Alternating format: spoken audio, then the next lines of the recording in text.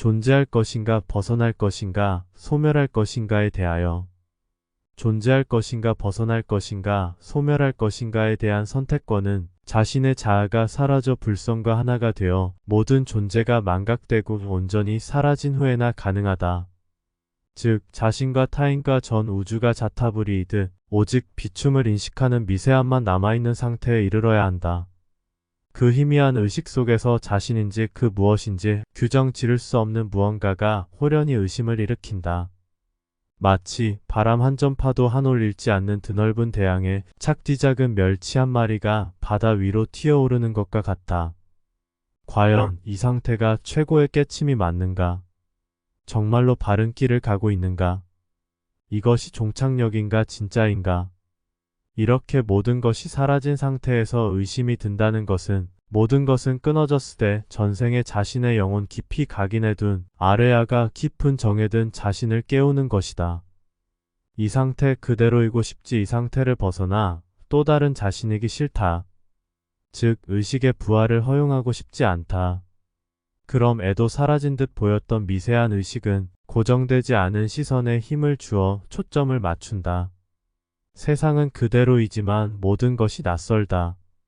이 세상은 예전에 내가 알던 그곳이 아니다. 무엇 때문에 총각의 시간 동안 이 세상은 이토록 변하였는가? 이것은 자신의 의식이 정해서 동으로 변하였기 때문이다.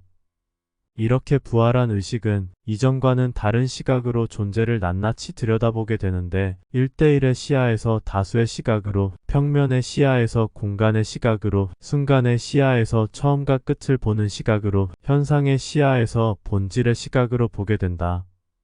더 이상 아름다움은 아름다움이 아니다. 더 이상 영롱함은 영롱함이 아니다. 더 이상 완벽함은 완벽함이 아니다. 아니 아닌 것이 아니라 본래부터 아니었다. 관하면 관할수록 비추면 비추어 볼수록 이 세상에는 만연한 괴로움이 가득하다는 것을 알게 된다.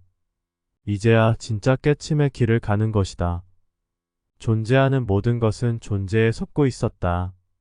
자신이 자신의 부조리를 인식하듯 존재 자체가 스스로 부조리라는 것을 알게 된 것이다. 모든 것이 부서지는 파멸 바로 그것이다. 이때의 깨침을 화두 타파될 때의 깨침과 비교해보면 화두 타파에서 오는 깨침은 아이들 달콤한 사탕과 같으며 존재의 본체를 알게 되는 파멸의 깨침은 온 천하천지가 진동하듯 강렬하다. 다시 말하면 죽음과도 같은 불성에서 깨어나 사라진 듯 보였던 자신의 의식이 부활하여 마침내 존재의 본체를 알게 되어 파멸에 이르게 된다. 아무튼 존재할 것인가 벗어날 것인가 소멸할 것인가에 대한 선택권은 이때가 되어서야 선택권은 주어진다. 이전의 무수한 선택은 선택이 아니었다. 일상의 선택과 화두 타파에서의 선택 그리고 불성이 되는 선택 등 이 모든 선택은 선택이 아니었다. 왜냐하면 존재의 본체가 드러나지 않는 현실 상태의 현상적 표상적 선택이었기 때문이다. 이렇게 요지경 같은 존재의 속과 겉이 적나라하게 드러나면 자연스럽게 선택권이 주어지게 되는데 존재할 것인가 벗어날 것인가 소멸할 것인가 이때는 어떤 것을 선택하여도 허물이 없다. 존재하여도 되며 벗어나도 되고 소멸하여도 된다. 존재한다는 것은 아직은 윤회의 여지를 두는 것이며 벗어난다는 것은 현실을 벗어나 천상의 세계로 간다는 것이고 소멸한다는 것은 마침내 비존재에 이른다는 것을 의미한다.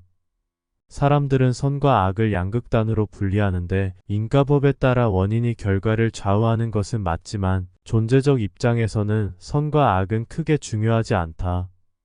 인과에 역행하지만 않으면 선도 없고 악도 없다. 또한 유토피아 같은 천국과 화탕지옥 같은 것도 없다. 의식이 있는 모든 존재하는 것들은 괴로움을 소멸시키려고 여러 가지의 방편에 의지하여 믿고 따르며 마침내 괴로움의 소멸에까지 이르기도 하지만 윤회의 사슬을 끊기 전에는 일시적인 조치에 불과하다. 만약 윤회의 이치를 모르거나 알고 싶지 않는 사람은 괴로움을 당위성으로 받아들이며 그때그때 잘 해소하면 그만이다. 그러나 윤회의 이치를 스스로 밝혀 확정하려는 사람은 반드시 존재의 순환 원리인 윤회를 모든 근본의 시작으로 삼아 탐구하여 밝혀야 한다. 결과적으로 존재할 것인가, 벗어날 것인가, 소멸할 것인가는 스스로 선택이며 수행자로서 깨침의 길을 가면서 파멸이라는 궁극의 깨침에 이른 사람은 비존재를 선택할 수밖에는 없다. 반면 나는 존재하려는 사람의 상황을 알 수 없으며 존재를 벗어나려는 사람의 상황도 알 수 없다. 왜냐하면 내가 선택한 길이 아니어서 모르기 때문이다. 존재란 유지, 확장, 팽창, 창조의 속성이 강하다. 그 거룩한 길에 동참하지 못한다는 것, 아니 동참하기를 거부한다는 것, 이것이 비존재이며 절대 소멸의 길이다.